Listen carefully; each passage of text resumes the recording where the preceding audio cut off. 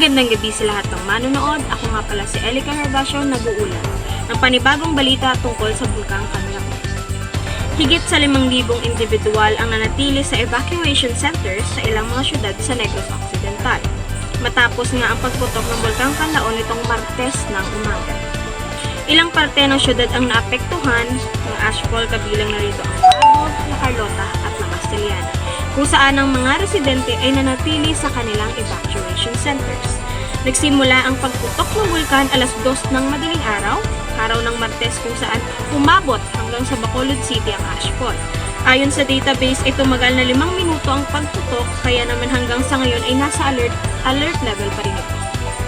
Ang lahat ng mga apektado ay hinihikayat na magsuot ng mask o ano pa mang kinakailangan na gawin para sa kaligtasan ng mga kababayan natin, lalo na ang senior citizens at ang may mga sakit sa baga gaya ng cardiovascular disease, ganoon na rin sa mga ina at sanggol. Sa ngayon ay patuloy na binabantayan pa rin ang kalagayan ng bulkan na maaaring muling magparamdam ng malakas na pagputok.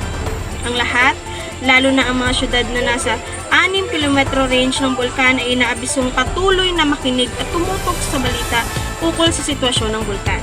Laging maging handa sa anumang sakuna at sana lahat ay maging ligtas.